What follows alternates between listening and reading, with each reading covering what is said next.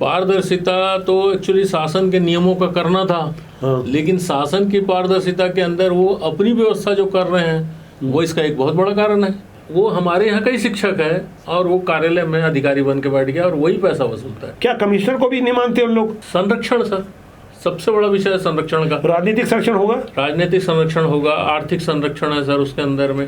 चारों तरफ CCTV camera लगा हुआ है। नहीं, कोई सीसीटीवी कैमरा नहीं रहता सर। सीसीटीवी कैमरे के क्षेत्र में अगर कोई ऐसा काम तो करता ही नहीं है। पैसा निकालने की जो तरीके थे वो चिंता का विषय है सर। डीएमएफ फंड में? जी हाँ, डीएमएफ फंड। पैसे का जो मामला है वो एक चैनल सिस्टम है यहाँ पर, और पैसा गारंटी के साथ चल रहा है, इसमें कोई इससे इनकार नहीं कर सकते। कोई इनकार नहीं कर सकता। नमस्कार, राष्ट्रपोत से मैं पवन केसवानी।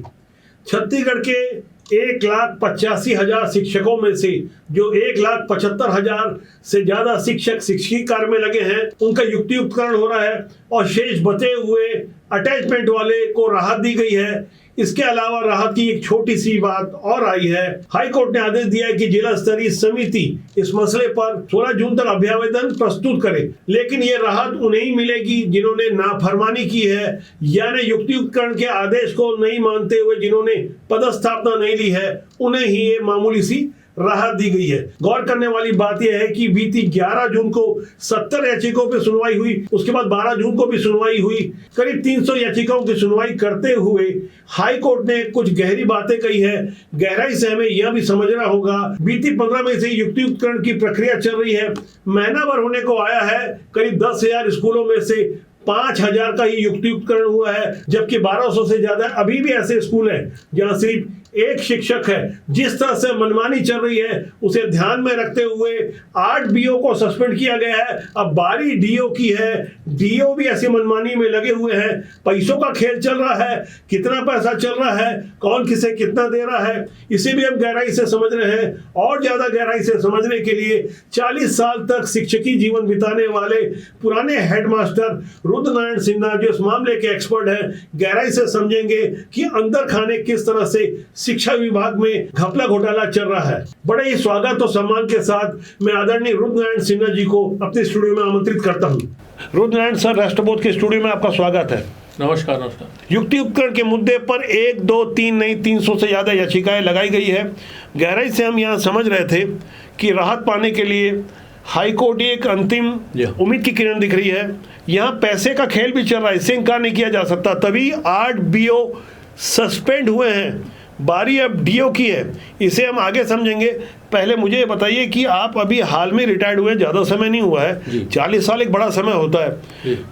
पैसे कितने लिए जा रहे हैं, कौन ले रहा है, थोड़ा खुल के बताएं इस बारे में।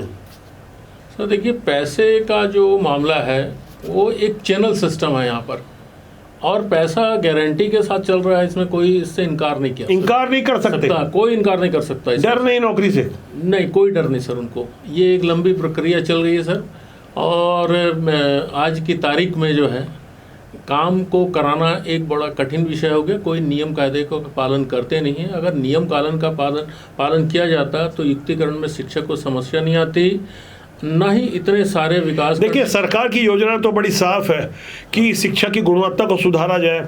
जहाँ पे अतिशय शिक्षक हैं उनका कुछ समाधान हो। जहाँ एकल है और जहाँ पर एक भी शिक्षक नहीं है, ऐसे भी स्कूल हैं छत्तीसगढ़ में जहाँ एक भी शिक्षक नहीं है।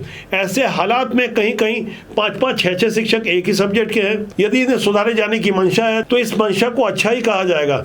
लेकिन निचले सिस्टम में जिस कदर की बेईमानी हो रही है, और आप खुद स्वीकार कर रहे हैं, ये कितना पैसा चल रहा होगा? आपके यार दोस्त बताए होंगे।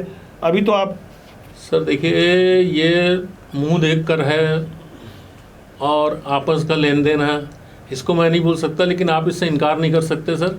इतनी पारदर्शिता कभी भी नहीं बरती गई है, और उसके कारण ही आज 8 जो है विकासखंड शिक्षा अधिकारी निलंबित हुए हैं। पारदर्शिता किस बात की? युक्तियुक्तकरण में जिला स्तरीय समिति के माध्यम से या पैसा लेने के मामले में? देखिए सर, पारदर्शिता तो एक्चुअली शासन के नियमों का करना था। हाँ। लेकिन शासन की पारदर्शिता के अंदर वो अपनी व्यवस्था जो कर रहे हैं वो इसका एक बहुत बड़ा कारण है। यहाँ जो बच्चों को ईमानदारी की शिक्षा देने का एक माध्यम होता है शिक्षक, उन्हीं के माध्यम से यदि जिला शिक्षा अधिकारी स्तर पर बीओ स्तर पर या और उनके सहयोगियों के स्तर पर पैसाखोरी हो। इनकी संख्या तकरीबन 10,000 है जिनका युक्तिकरण नहीं होगा, लेकिन है तो वो भी शिक्षक। ये मर्ज हो गए हैं, अटैच हो गए हैं, सांसद विधायक मंत्रियों के यहाँ नौकरी कर रहे हैं। ऐसे ही खास और विशेष किस्म के लोग जिनका पेट नहीं भर रहा है, पहले से कमा रहे थे, अब ये युक्तिकरण के माध्यम से साफ तौर पर रिश्वतखोरी कर रहे हैं। ऐसे गंभीर आरोपों से इनकार नहीं किया जा सकता। ये सारा गड़बड़ झाला बीओ स्तर से शुरू होता है और इस पर अंतिम मुहर या अनुमोदन करते हैं जिला स्तरीय जांच समिति, जो अपना काम कर रही है, शो कर रही है। जिन 8 बीओ को सस्पेंड किया है उनकी हरकतों के बारे में हम जान लें, उन 8 नामों को तो हम समझ लें, आखिर इन्होंने किया क्या है। बालोद जिले के बीओ जय सिंह भारद्वाज ने कई शिक्षकों को गलत तरीके से सरप्लस की सूची में डाला था। क्यों डाला होगा इसका अंदाजा आप लगा सकते हैं। इसलिए पड़ोसी जिले दुर्ग के बीओ गोविंद साव ने अपने पद का दुरुपयोग करते हुए पत्नी को ही गलत फैकल्टी वाला बता दिया। पत्नी को लाभ पहुंचाने के आरोप में वो सस्पेंड किए गए हैं। सस्पेंड होने वाले सूरजपुर जिले के तीसरे डीओ हैं पंडित भारद्वाज। इन पर गंभीर अनियमितता और गलत तरीके से जानकारी देने का आरोप है। गलत जानकारी क्यों दी होगी इसका सहज ही अंदाजा लगाया जा सकता है। इसी तरह मनेंद्रगढ़ चिरमिरी भरतपुर जिले के बीओ सुरेंद्र प्रसाद जायसवाल ने भी सरप्लस शिक्षकों की सूची में गड़बड़ी की थी। 5वें नंबर पर है दंतेवाड़ा जिले के बीओ शेख रफीक। इन्होंने स्कूल और शिक्षकों की गलत जानकारी दी थी। जबकि जांजगीर चांपा जिले के बीओ एमडी दीवान ने तो प्रक्रिया का ही पालन नहीं किया। गलत प्रक्रिया अपनाने के कारण एमडी दीवान को सस्पेंड कर दिया गया है। इसी तरह बस्तर जिले के बीओ मान सिंह ने भी जानबूझकर गंभीर अनियमितताएं बरती, प्रक्रिया का पालन नहीं किया, इन्हें भी सस्पेंड कर दिया गया है। ये 8 तो सस्पेंड हुए हैं, लेकिन ये सूची अभी रुकी नहीं है। गरियाबंद जिले के 3 बीओ पर भी सस्पेंड होने की तलवार लटक रही है। इनके नाम हैं केएल मतवाले, महेश राम पटेल और रामेंद्र कुमार जोशी। इन पर गंभीर आरोप है कि इन्होंने शिक्षकों की उस सूची को ही छुपा दिया जो युक्ति उत्करण के दायरे में आ रही थी। अनियमितताओं के कारण सरकार के दिशा निर्देशों का खुल्लम खुल्ला उल्लंघन किया, क्योंकि इन पर आरोप है कि इन्होंने अनुचित लाभ की मंशा से ये सब किया। तो सर यहाँ छुपाने लायक कुछ नहीं है। जिस तरह से गोविंद साव की निलंबन हुआ यहाँ पे दुर्ग में, हम यहाँ देख पा रहे हैं कि कुछ और निलंबन हो सकते थे, लेकिन गोविंद साव को तो तत्काल उसी दिन निलंबित कर दिया गया जिस दिन ये मामला उजागर हुआ कि उन्होंने अपनी पत्नी के बारे में गलत जानकारी दी।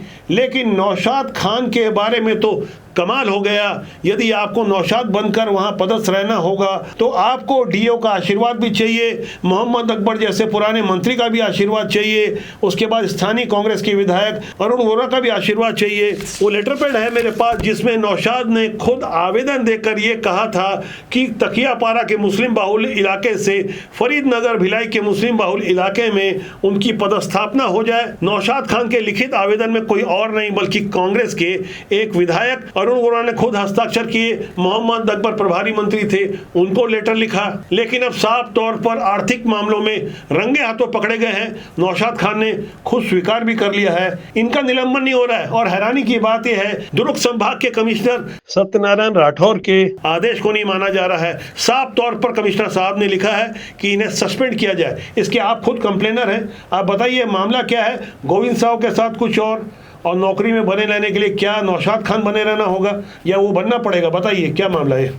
ये एक बहुत बड़ा विषय है सर, और गोविंद साव की एक गलती ने उसे एक ही दिन में निलंबित कर दिया। लेकिन जो नौशाद खान है प्रभारी प्राचार्य, वो आज लगभग 1.5 साल से बचे हुए हैं और उनकी वित्तीय कितने रुपए का घोटाला किया गया था इस बात की जानकारी हमारे जिला शिक्षा अधिकारी के द्वारा नहीं लिया गया, जिसे कमिश्नर साहब, संभागीय कमिश्नर साहब ने इसकी जानकारी ली। 1,83,360 रुपये का उसके अंदर उनकी वसूली थी।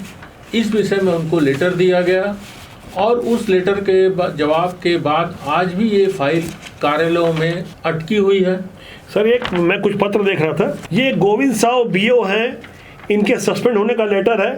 तारीख है 2 जून 2025 को, जिस दिन मामला उजागर हुआ उसी दिन वो सस्पेंड हो गए। और नौशाद खान ने तो खुलकर लिखित में स्वीकार कर लिया था। जब वो तकियापारा संकुल के प्रभारी थे तब वो वहाँ का बैंक अकाउंट चलाते थे, लेकिन जब फरीदनगर में पहुँच गए तो डबल बैंक अकाउंट चला रहे थे। अब मैं आपको दिखा रहा हूँ चौंकाने वाला पत्र। दुर्ग जिले के कमिश्नर सत्यनारायण राठौर का पत्र है।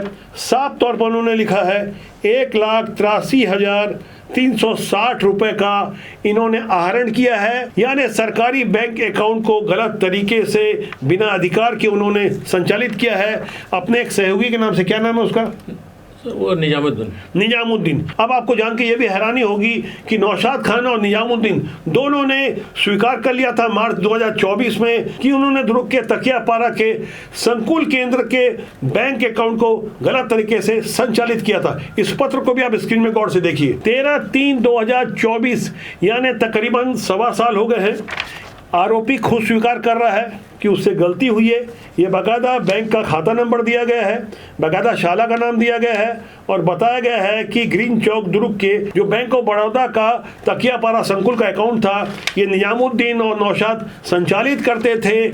लेकिन जैसे गोविंद साहू के साथ हुआ, नौशाद के साथ ऐसा क्यों नहीं हुआ? खास कारण बता सकते हैं? अंदर खाने आखिर शिक्षा विभाग में ये चल क्या रहा है? एक पर दूसरी कार्रवाई और दूसरे को अभयदान। सर, इस विषय में आर्थिक लेन देन की बात पूर्णतः सत्य है, ऐसा मेरा पूरा विश्वास है और मैं इन प्रक्रियाओं को देख रहा हूं। मैंने खुद इसमें सूचना अधिकार में भी इससे संबंधित कुछ दस्तावेज मांगे थे जो मुझे 81J के तहत नहीं दिया गया। मैंने इस विषय को जिला शिक्षा अधिकारी, मैं थोड़ा स्पष्ट कर दूं, 81J सूचना का अधिकार में वो धारा होती है जहां बताया जाता है कि ये निजी जानकारी है। नौशाद खान जब खुद लिख करके दे रहा है कि वो गलत बैंक अकाउंट संचालित कर रहा था, तो उसके बाद क्या निजी जानकारी रह गई? आखिर शिक्षा अधिकारी और सूचना के अधिकारी बने हुए अधिकारी आखिर जानकारी क्यों छुपा रहे हैं? सर, चोरी निजता का विषय कभी नहीं होता है। बिल्कुल, अपराध कोई भी निजता का विषय नहीं है। ये समाज के लिए बहुत ही जघन्य अपराध है और इसको निजता की श्रेणी में लाना अधिकारियों के द्वारा संरक्षण का एक बड़ा महत्व कारण है। आप इस बात को जान लीजिए सर।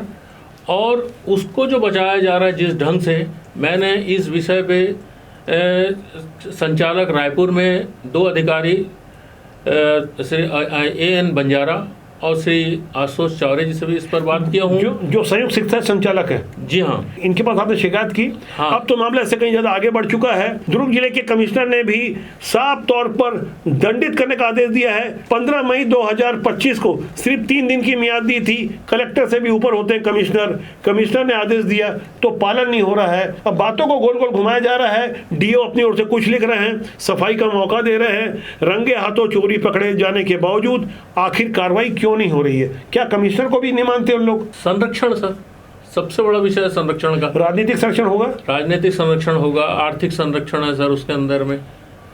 अन्यथा नौशाद ने कई प्रकार के अपराध किए, किसी पे भी कार्रवाई नहीं हुई आज तक।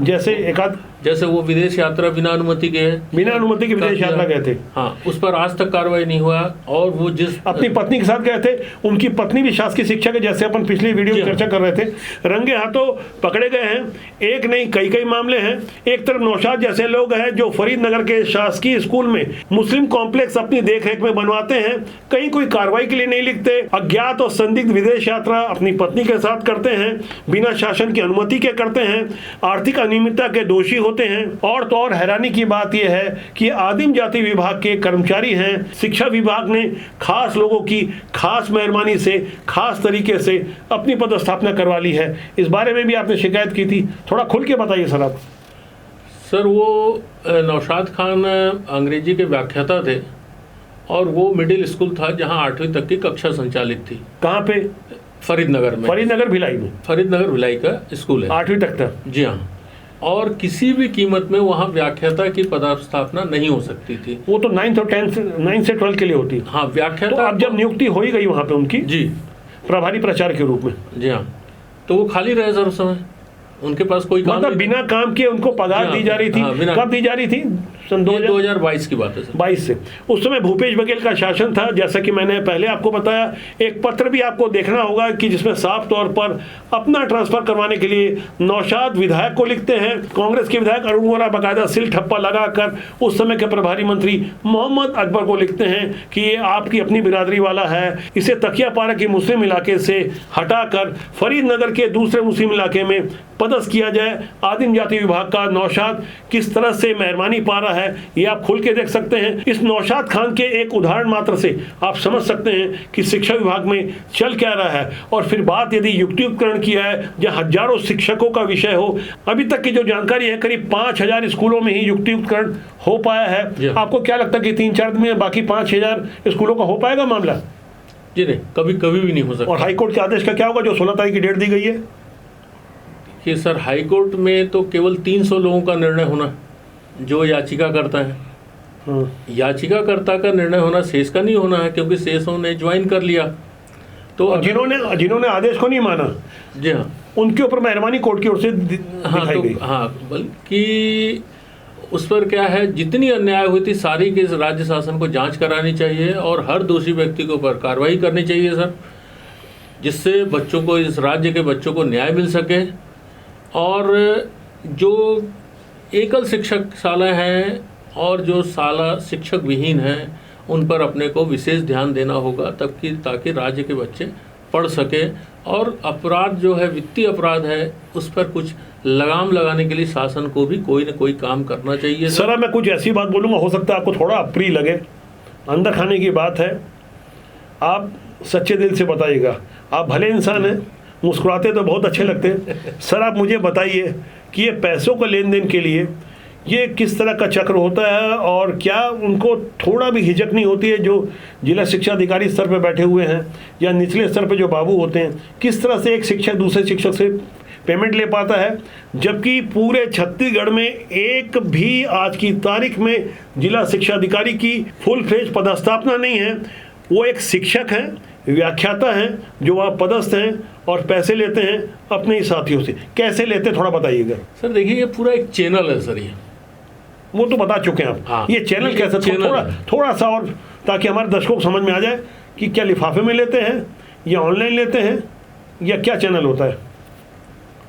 नहीं, पैसे तो नगद लिए जाते हैं सर, कभी भी उसका कोई सामान और ये सब नहीं होता है।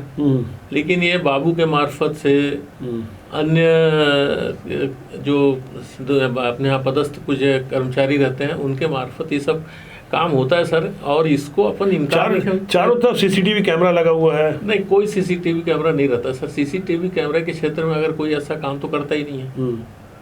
वो तो जहाँ कैमरा नहीं होता वहीं ऐसा काम किया जाता है। आपने भी दिया होगा पैसा? नहीं, मुझसे नहीं, लेकिन मेरे साथियों से लिया जाता था सर। मैं इससे दिल का चोटता होगा देख करके, सवाल ही पैदा नहीं होता। वो हमारे यहाँ का ही शिक्षक है और वो कार्यालय में अधिकारी बन के बैठ गया और वही पैसा वसूलता है। उनका युक्ति उपकरण नहीं होगा? नहीं, उनका युक्तिकरण नहीं हो रहा सर। यही तो सबसे बड़ा दुर्भाग्य है कि पिछले 20 साल से जो कार्यालय में अटैच शिक्षक कर्मचारी बन गए हैं, उच्चतर वेतनमान का तनख्वाह ले रहे हैं और न्यूनतम वेतनमान के कार्य कर रहे हैं और शासन को नुकसान पहुंचा रहे हैं, उसके बाद वो आर्थिक लाभ पा रहे हैं सर। इसी कारण तो शिक्षक पढ़ाने से ज़्यादा आज की तारीख में कार्यालय में अटैच होना पसंद करता है। छत्तीसगढ़ के 51 लाख से ज़्यादा सरकारी स्कूल के बच्चे हैं जिनका भविष्य इन 1,85,000 शिक्षकों की कार्य पद्धति और कार्यशैली पर टिका हुआ है। युक्ति उपकरण एक अच्छी मंशा थी, दूरगामी सोच थी, लेकिन जिस तरह से शासन की अच्छी योजना का पलीता लगाने के लिए कुछ भ्रष्टाचारी लगे हुए हैं, खुलेआम लगे हुए हैं, 8 BO सस्पेंड हुए हैं, कुछ और होने वाले हैं। क्या DO पे कार्रवाई होगी? क्या लगता है आपको, आपके अनुभव से? उनको तो वरदहस्त होगा बड़े बड़े लोगों का, नेताओं का, मंत्रियों का, सांसदों का। बिल्कुल, वो सस्पेंड होंगे कि नहीं होंगे, क्या लगता है आपको? वो लगभग नहीं के बराबर है सर। स्ट्रिक्ट अधिकारी अगर होगा, आप खुद ही देखिए सर, नौशाद के प्रकरण को अगर 1.5 साल से दबा के रखा हुआ है, तो अगर उस इतने बड़े मामले में और भी अनेक मामले हैं हमारे राज्य के जिसमें EOW में जिनके प्रकरण हैं, वो आज बचे हुए हैं। सर एक बात बताइए मेरे को। जी हाँ। नौशाद से कोई खास दुश्मनी है क्या आपकी? नहीं, मेरी नौशाद से कोई दुश्मनी नहीं है सर। तो आप उसको क्यों टारगेट कर रहे हैं? मैं उसको टारगेट नहीं कर रहा हूँ सर, ऐसे अनेक प्रकरण है सर। जो प्रकरण सामने आ गया और उस पर कार्रवाई नहीं होना, इससे दूसरे शिक्षक का मनोबल बढ़ रहा है कि वो भी नौशाद के रास्ते में चलना चाहता है आज की तारीख में। जी, आप चाहें तो पूरे प्रदेश के जो भी शासन से पैसे आए हैं उनके भौतिक सत्यापन और उपादेयता की ऑडिट आप करा लें आपको बहुत सारे घोटाले स्पष्ट दिखाई देंगे। आप सोचिए, यदि कोई डॉक्टर संक्रमित रहे और वो ऑपरेशन करेगा तो मरीज का इलाज कैसे होगा, और यदि कोई शिक्षक भ्रष्टाचार में लिप्त रहे या भ्रष्टाचार से पीड़ित रहे तो क्या पूरी ईमानदारी से अपनी योग्यता उन बच्चों को दे पाएगा, उन बच्चों को सही ढंग से पढ़ा पाएगा? भारत के भविष्य का क्या होगा, छत्तीसगढ़ के भविष्य का क्या होगा? ये समस्या कोई मामूली समस्या नहीं है, बहुत बड़ी समस्या है। सर, आप मुझे बताएं, युक्ति उपकरण के मुद्दे के अलावा ऐसी कौन सी एक बड़ी समस्या है जो शिक्षा विभाग को बर्बाद कर रही है? भ्रष्टाचार तो हो ही रहा है, इससे कोई इंकार नहीं कर सकता। क्या सरकार की मंशा इसमें ईमानदार है? कोई भी पार्टी की सरकार हो, किस तरह से शिक्षा विभाग के लिए सरकारों का दृष्टिकोण होता है? सर, सरकार में फर्क है। वर्तमान में हमारे मुख्यमंत्री का जो कार्यशैली है वो इस राज्य के हितैषी है, लेकिन पूर्व में जब स्वामी आत्मानंद स्कूल बना था उस समय जो DMF फंड से भी पैसे निकाले गए थे, जिसकी जांच आज भी चल रही है। पैसा निकालने की जो तरीके थे वो चिंता का विषय है सर। DMF फंड में? जी हाँ, DMF फंड। DMF फंड एक बहुत बड़ा विषय है। आज की जो वार्ता थी कहीं ना कहीं युक्ति उपकरण और भ्रष्टाचार के आसपास थी। DMF फंड को लेकर हमारे पास एक बड़ी जानकारी आ रही है, जहां करोड़ नहीं करोड़ों रुपए का बंदरबाट हुआ है। ढेर सारे दस्तावेज हैं। मैं आपको बता दूं, रुद्रनारायण सर ने काफी मेहनत की है इसके लिए, सूचना के अधिकार के अलावा अपने ड्यूटी में रहते हुए भी, और जब ड्यूटी में नहीं है, सेवानिवृत्त हो गए हैं, तब भी आज की तारीख में ईमानदारी से पूरी शिद्दत से लगे हुए हैं, क्योंकि वो गहराई से समझते हैं कि शिक्षा विभाग वो माध्यम है जो आने वाले स्वर्णिम भारत का भविष्य सुनिश्चित कर सकता है, नए भारत की दशा और दिशा तय कर सकता है। और उस पर शिक्षा विभाग के शिक्षकी कार्य में लगे हुए शिक्षकों से ऊपर DO और BO मिलकर क्या कुछ कर रहे हैं, चुपचाप कर रहे हैं, इसकी जानकारी आपसे हम जरूर साझा करेंगे। अंदर खाने की वो बातें जिसे आपको जानना समझना बहुत जरूरी है। सर, आप हमारे स्टूडियो में आए, आपका बहुत बहुत धन्यवाद। आगे आने वाले एपिसोड के लिए मैं आपको अभी से ही वादा करता हूं, हम उन बातों को आपके साथ साझा करेंगे जिससे पूरे सिस्टम की आंखें खुल जाएगी। आप लगातार राजपूत हाउस बने रहिए। मेरा आपसे आग्रह है कि चैनल को देखें, लाइक करें, शेयर करें, सब्सक्राइब करें। बहुत जल्दी मैं आपसे फिर मिलने वाला हूँ। नमस्कार। नमस्कार।